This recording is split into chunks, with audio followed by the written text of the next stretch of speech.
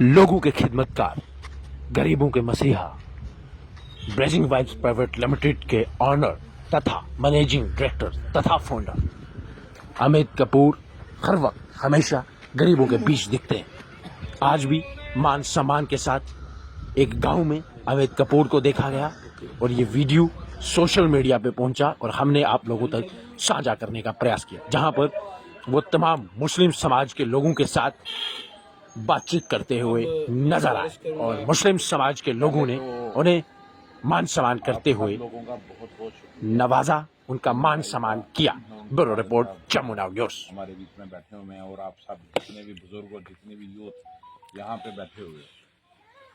हमारा मेन मकसद है पहले आपको कुछ चीज़ें क्लियर कर देनी संस्था के बारे में कि हमारी ऑर्गेनाइजेशन क्या काम करती है और हमारा मेन मोटिव क्या है।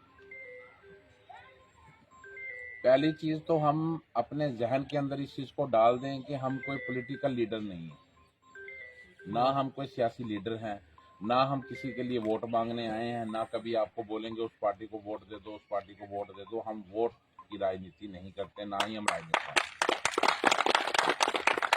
क्योंकि इंसान के जहन के बीच में सबसे बड़ी अगर कोई चीज़ आज के टाइम में आती है कि हर लोग आते हैं, 10, 15, 20 लोग बैठाएंगे, उनकी बातें सुनेंगे, उनको बेवकूफ़ बनाएंगे, बेवकूफ़ बना के 10 बातें करके यहाँ से गाड़ी में बैठेंगे और चले जाएंगे। हमारा मेन मुद्दा ये नहीं है। हमारा मेन मुद्दा जो है वो इंसानियत की सेवा है। इस ऑर्गेनाइजेशन के बीच में हमारे बहुत से भाई जुड़े हुए हैं, जिसके बीच में हमारे साथ विमल भाई बैठे हैं जो यहाँ के वाइस प्रेसिडेंट भी हैं इस ऑर्गेनाइजेशन के, मेहताब जी हैं जो कि पुंछ के रहने वाले हैं, उसके बाद साहिल जी हैं, और भी बहुत से ऐसे लोग जो हैं जो हमारे साथ इस ऑर्गेनाइजेशन में जुड़े हैं। ये ऑर्गेनाइजेशन को बनाए हुए ज़्यादा टाइम नहीं हुआ, थोड़ा ही टाइम हुआ है, लेकिन इस ऑर्गेनाइजेशन के बनाने से पहले हम पिछले कम से कम 10 सालों से मैं पर्सनल लेवल पे अपना जो काम कर रहा था वो ये काम कर रहा था कि मेरे को शौक था, मुझे किसी की मदद करने में, किसी का साथ देने में, किसी की हेल्प करने पे मेरे को खुशी महसूस होती थी और सुकून मिलता था कि नहीं मैंने आज कुछ अच्छा काम किया। और मुझे जब ये लगता था मैंने अच्छा काम किया और आप जैसे 10 भाई मुझे अप्रिशिएट करते थे कि अमित भाई आपने बड़ा अच्छा काम किया, और आपको जो नींद आती थी बड़ी सुकून की आती थी।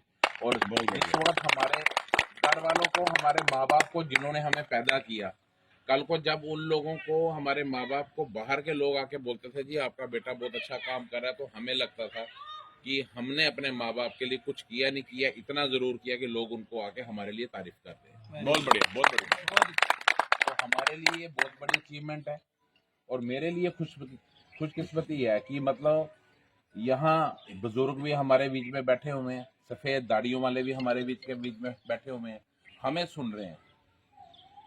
हमारे लिए बहुत बड़ी बात है। आपके पास आने का मेन मकसद जो है वो सिर्फ एक है कि मुफ्ती साहब ने हमें रिक्वेस्ट की और मुफ्ती साहब ने ये बीड़ा उठाया है कि हर एक कम्युनिटी को, चाहे वो हिंदू है, चाहे वो मुस्लिम है, चाहे वो सिख है, चाहे वो ईसाई है, हमें एक भाईचारा लेके चलना है। जब तक हम लोग इकट्ठे नहीं हैं तब तक हम लोग कुछ नहीं कर पाएंगे। बहुत अच्छा, बिल्कुल, बहुत बढ़िया। हमारा मेन मकसद क्या है? आपस में प्यार मोहब्बत भाईचारा बना के, जैसे अभी इन्होंने हाजी साहब ने बोला कि यहाँ पे गलियां नहीं है, रोड नहीं है, वो क्यों नहीं है? वो हम लोगों की अपनी कमजोरी है। जब तक हम लोग एक नहीं होंगे तब तक वो काम नहीं होंगे। सही। आज यहाँ 50 लोग बैठे हुए हैं, जिस दिन 50 लोग इकट्ठे होके एक जगह पे जाएंगे तो उस चीज का हल नहीं निकलेगा, फिर हम बोलेंगे जी ये चीजें जो है, कमियां जो है डिपार्टमेंट की हैं।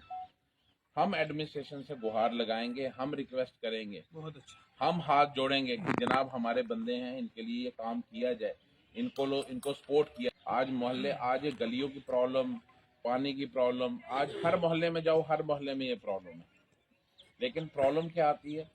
एक घर वाला दूसरे को बोलता है भाई चलो आप हमारे साथ चलो, दूसरा बोलता है जी मेरे पास टाइम नहीं है, आप उसको ले जाओ। फिर दूसरे के पास जाओगे, भैया आप चलोगे, चल यार मैं चलता हूँ, उसको ले चलते, 2 बंदे उसके पास जाएंगे, यार मेरा तो आज वहां पे ये काम है, आप 4 बंदे होके आ जाओ। तो हम सबको एक होना पड़ेगा।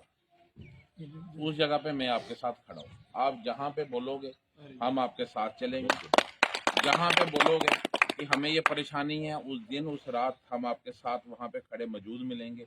ये सिर्फ बातें नहीं कर रहा हूँ, ये ऑन रिकॉर्ड ये बातें। जिस दिन हम आपके साथ खड़े नहीं हुए। आप आके बोल देना कि सर आपने आके हमारे बहुत बड़े बड़े वादे किए। मैंने आपको पहले एक चीज़ बोली कि हम कोई पॉलिटिकल लीडर नहीं है, ना हमें वोट चाहिए, ना हम वोट मांगने के लिए आए हैं, हम इंसानियत के लिए आए हैं। हमें इंसान चाहिए। Very good. जिस दिन हमने इंसान कमा दिए तो समझ लो कि इससे बड़ी कमाई जिंदगी में और कोई नहीं। हमें ना कोई लाल बत्तियां चाहिए गाड़ी के ऊपर, ना कोई साथ में पीएसओ चाहिए। हमें आप जैसे भाई चाहिए कि कल को कोई परेशानी होती है तो आप हमारे साथ खड़े हो, और आपको कोई परेशानी हो तो हम तो वैसे आपके साथ खड़े हैं। हमारा मेन मकसद ये है। और दूसरा, जैसे बिशारत जी ने, मुफ्ती जी ने आपके साथ ये डिस्कस किया कि हम लोग हर साल 10 से 12-15 लड़कियों की शादी करते हैं, क्योंकि वो चीज़ें जो शादी हम करते थे, मैंने आपको बताया कि एक जहन के अंदर एक चीज़ आई थी, एक शौक आया था कि नहीं यार हमें कुछ अच्छे काम करने हैं। तो अनजाने में किसी फैमिली की कोई बात हुई और उन्होंने बोला कि मेरी बेटी की शादी है जी, आप थोड़ी मदद कर दो। तो मेरे से जो हो पाया मैंने उनकी मदद की। तो एक पहली लड़की की शादी मैंने जब करवाई तो मुझे बड़ा अच्छा फील हुआ। क्या बात।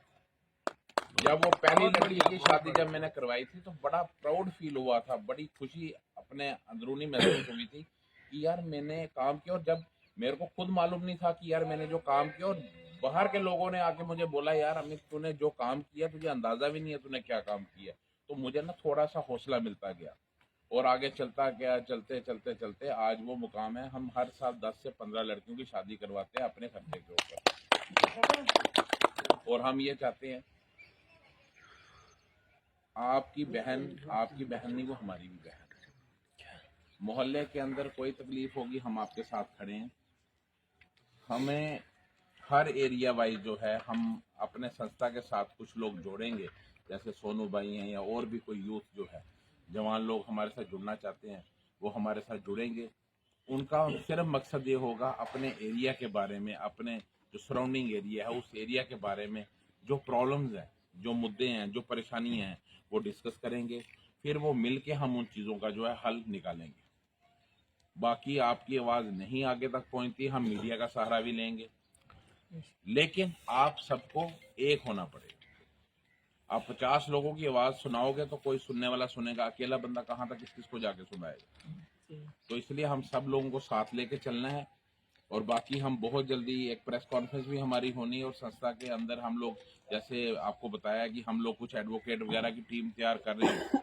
कोई गरीब फैमिली, जैसे सोनू सी से मैं रिक्वेस्ट करूंगा, आपके एरिया में आपको लगता है ये फैमिली गरीब है, इसको पैसे देने के लिए नहीं है, उसका केस भी हम लोग अपने खर्चे पे लड़ेंगे। मान लो मोहल्ले के अंदर किसी एक फैमिली के अंदर किसी बेटी की शादी है, उसका भी पूरा साथ देंगे जितना हमसे हो पाएगा। ठीक है, तो मतलब मेन मकसद ये है, हमने इंसानियत के लिए खड़े होना है, एक दूसरे के लिए खड़े होना है।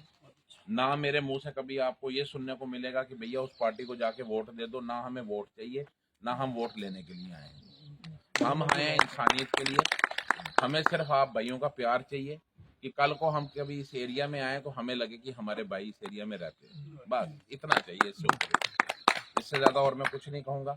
आप लोगों ने बड़ा प्यार दिया, बहुत सुकून मिला, बड़ी खुशी मिली, और हमारी खुशकिस्मती है कि आपके बीच में बैठने का मौका मिला। Thank you.